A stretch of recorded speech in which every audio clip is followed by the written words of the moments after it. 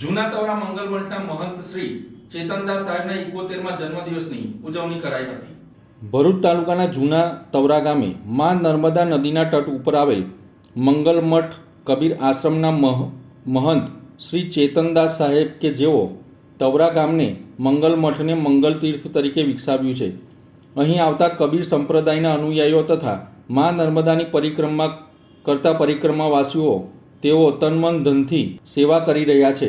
તવરા ગામના મંગલ મઠના મહંત એવા ચેતનદાસ સાહેબ કે જેઓનો જન્મ સેવા કાર્ય માટે થયો હોય તેમ કહેવું પણ ઓછું નથી.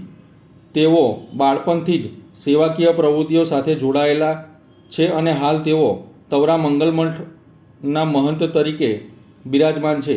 ત્યારે આજે તેઓ 70 વર્ષ પૂર્ણ કરીને 71મા વર્ષમાં પ્રવેશ કર્યો છે. ત્યારે આજરોજ તેમના જન્મદિવસ નિમિત્તે તેઓના અનુયાયીઓ ખૂબ મોટી સંખ્યામાં તવરા મંગલ મઠ ખાતે ચેતનદાસ સાહેબના જન્મદિવસની ઉજવણી કરવા આવ્યા હતા.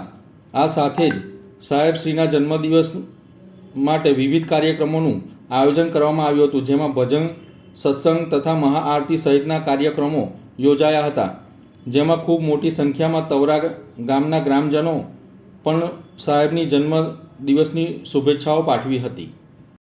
માતા પિતાની પહેલી સાચી પૂજા કરજો સાહેબ. તમે દેવતા છો, તમે દેવતા છો. 9-10 મહિના મારી ભાડ જીવ્યો. 9 માસ સુધી માતાએ જેને આપણે ઉદરમાં રાખ્યો છે એ માતા ને જ્યારે આપણે દિલ ડૂબાઈએ ત્યારે કેટલું દુઃખ થાય. એટલા માટે સંતો મહંતો શું કહે છે, માતા પિતા પહેલા. માતા પિતા આપણા ગુરુ છે ને મા બાપની સેવા કરશો તો જ પછી ભગવાન પણ એમની સેવા સ્વીકારશે.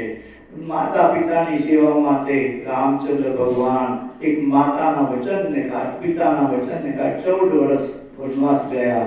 એ માતા પિતાનું વચન પાળવા માટે